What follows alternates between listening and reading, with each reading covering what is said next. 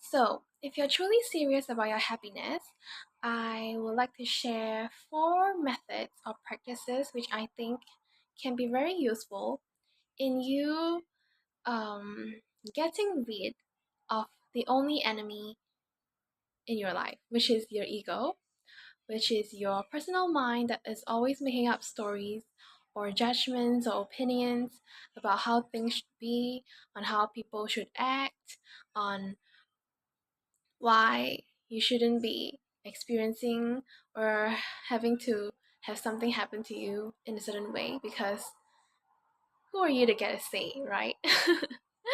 You could have the worst things, so-called worst things, happen to you, like for example you get into an accident, or you people talk bad behind your back.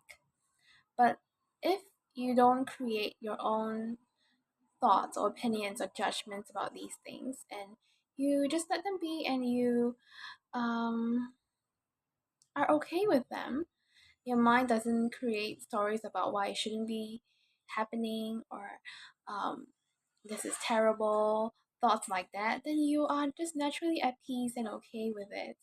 And it is possible. So that's why I say that your mind and the all the self-defeating thoughts, the self-creating misery is the only enemy you have in life. Nothing else has the power to create suffering in you except your own thoughts and emotions. And so this ego, or this mind-made sense of self, is the only thing, or the only one, that is in the way of your natural happiness and your natural peace. And so I have compiled 4 methods which I think can be really useful in killing it off, or getting you to go beyond it and to experience life as it is, and be okay and happy with experiencing life as it is.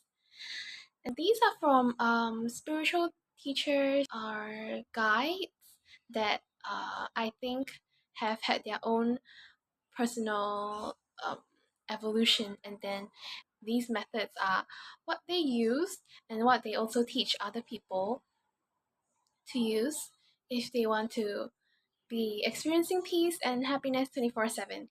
And so I have compiled them, and then I will share. So if they are useful to you, you can use them, or you can just have a listen. And if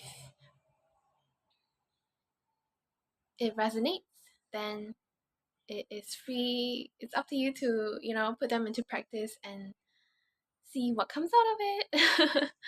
So the first one is self inquiry. So this is, I think the originator um is Ramana Maharshi. I could be wrong, but I think I heard it from him. That I heard that it came from him first.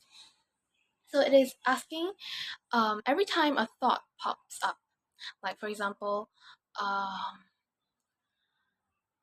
that person's bad, or um, what if this happens to me, and then that happens to me, and then I would just be in total ruin. These kinds of really thoughts that don't make you feel good.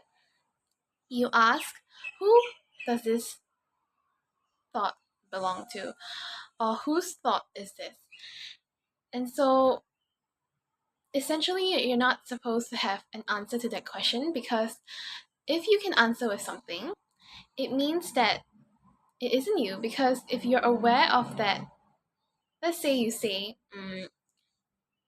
that thought belongs to me, then you ask yourself that question again: who's me?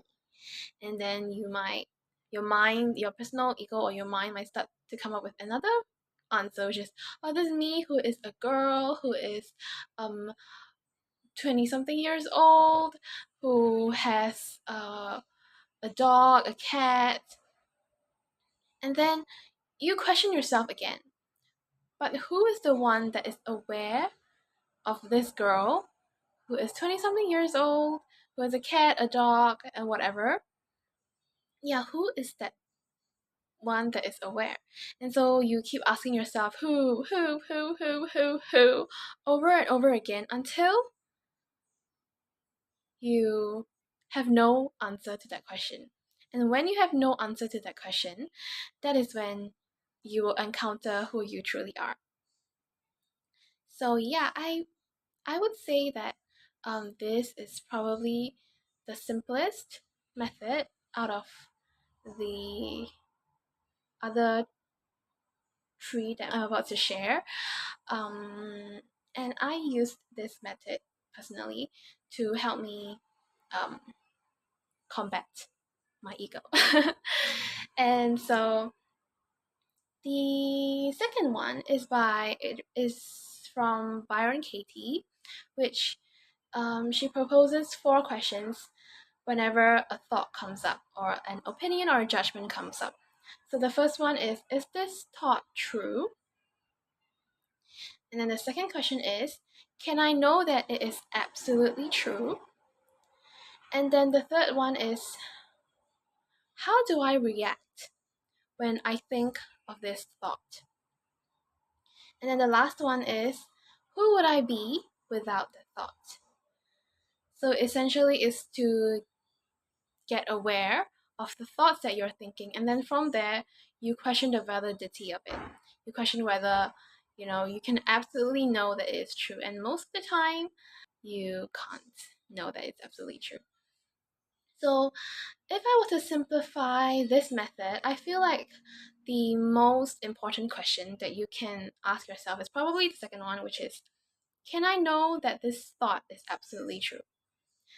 And then from there, your mind will be stumped. Your personal mind will be like, wait a minute. And then from there, you will, slowly unravel um, the un- the the fakeness of, you know, the thoughts that you're having, or yeah. And so yeah, if you want to know more about her work, I think she has a YouTube channel too, so you can. And she has also she has written a lot of books. So if you're curious or you want to know more about this method, you can search for her name in Google or YouTube or whatever. And so the next two I've heard is from this another teacher called RJ Spina. And it is the third one is um, the astronaut suit.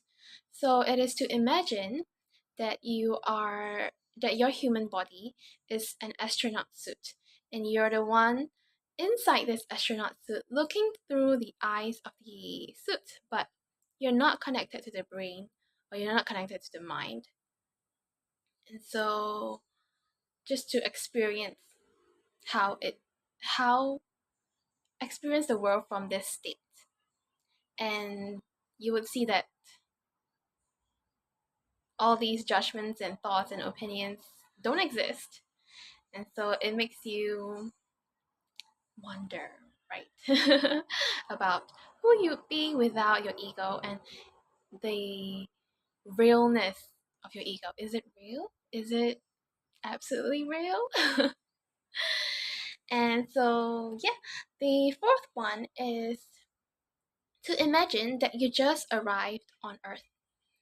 So if you just arrived on this tiny green and blue little planet that we call Earth without any past or any future, how would you be?